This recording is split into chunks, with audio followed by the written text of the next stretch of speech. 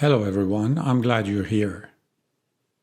There are moments in history when the fate of entire nations seems sealed. Moments when a people lose their homeland, their freedom, their dignity, and almost their hope. More than 2,500 years ago, the Jewish people experienced one of those moments. To understand why the name of Cyrus the Great is still remembered with gratitude by Jews around the world, we must begin in ancient Israel. In the 6th century BCE, the kingdom of Judah stood as the last remnant of the ancient Hebrew kingdoms. Jerusalem was its heart, and at the center of Jerusalem stood the first temple, one of the most sacred places in Jewish history. Then came the Babylonians. In 586 BCE, Babylon invaded Judah. Jerusalem fell. The walls were broken. The temple was destroyed. What had been the spiritual center of an entire people was reduced to ashes. The Babylonians carried away treasures from the temple. Sacred objects that had symbolized centuries of faith were taken as spoils of war. But the destruction of the temple was only the beginning. Thousands of Jews were deported from their homeland and forced into exile in Babylon. Imagine what that meant. A people torn from their land, a people separated from their holy city, a people who had watched their sanctuary burn before their eyes. For the Jews, exile was not simply a political defeat. It was an existential crisis. Many wondered whether their nation would survive at all. Would their language disappear? Would their tradition vanish? Would their faith be swallowed by the empire that had conquered them? History is filled with examples of empires that sought exactly that. Conquerors often tried to erase the identities of those they defeated. They imposed their own culture, their own gods, their own language. They transformed diversity into uniformity. The logic was simple. If everyone becomes the same, resistance becomes impossible. But history was about to witness a very different kind of ruler. Far to the east, a new power was rising. Its leader was Cyrus II of Persia. History would remember him as Cyrus the Great. In 539 BCE, Cyrus conquered Babylon. For many rulers, the capture of such a magnificent city would have been the climax of a military career. For Cyrus, it became the beginning of something much greater. Because what made Cyrus extraordinary was not merely that he won battles. Many men have conquered cities. Many kings have built empires.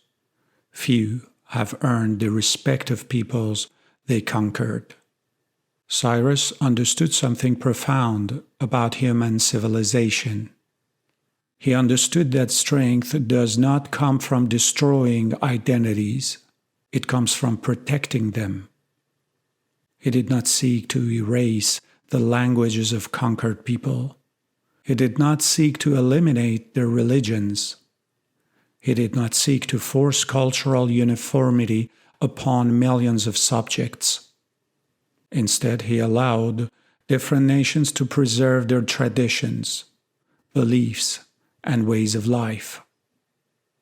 This philosophy was revolutionary in the ancient world, and it is one of the reasons why his name has survived for more than 25 centuries. One of the most famous symbols associated with his rule is the Cyrus cylinder, often described as one of the earliest declarations of imperial tolerance. The cylinder records Cyrus's policy toward conquered people and temples. While modern debates continue about exactly how it should be interpreted, its broader message is unmistakable.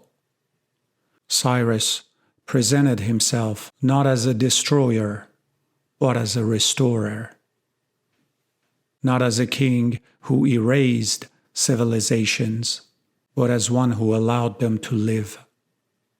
And nowhere was this policy more dramatically felt than among the Jewish exiles.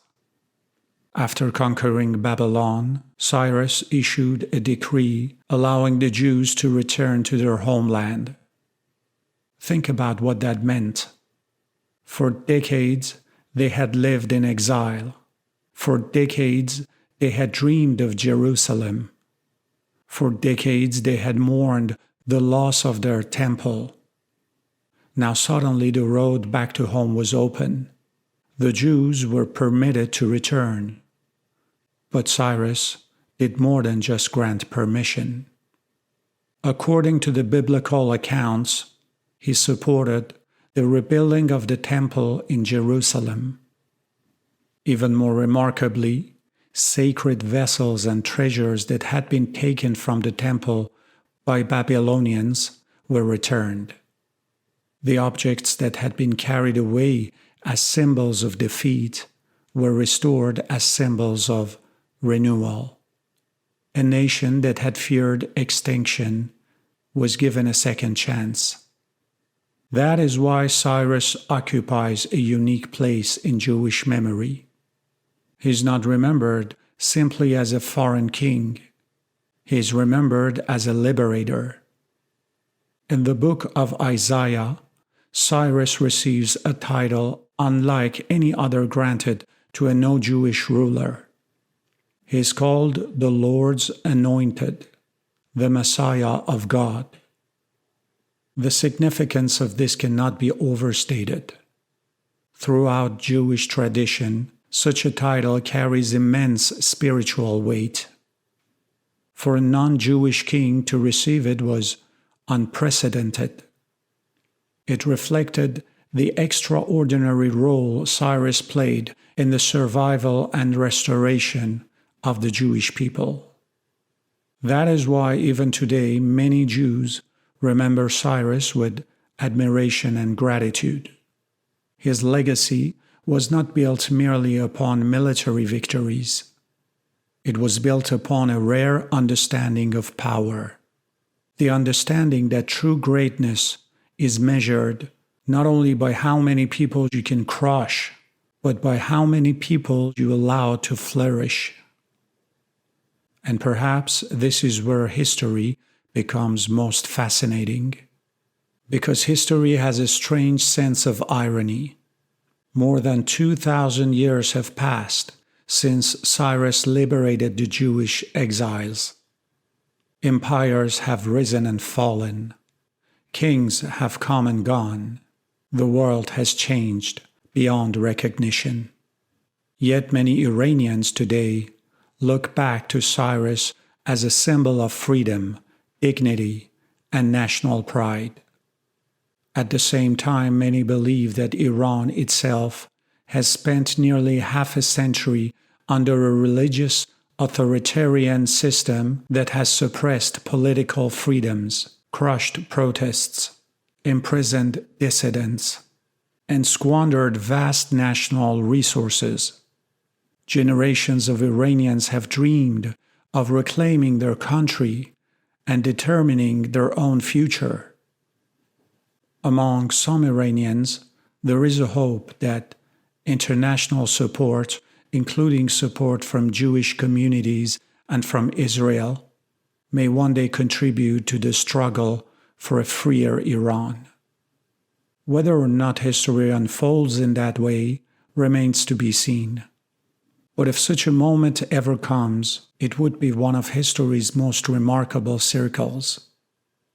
25 centuries ago, an Iranian king helped rescue Jewish people from oppression and exile.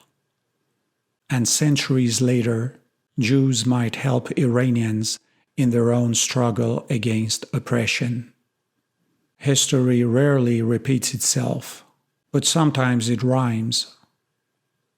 And perhaps the greatest lesson left by Cyrus the Great is this: civilizations endure not because they dominate others.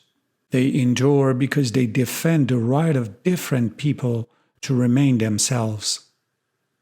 That's why Cyrus is remembered, not only as a conqueror, not only as the founder of an empire, but as a ruler who understood that freedom, dignity, and cultural diversity are stronger foundations for greatness than fear. And that's why after 25 centuries, the name of Cyrus the Great still echoes through history. Thanks for watching. Until next time, take care of yourselves.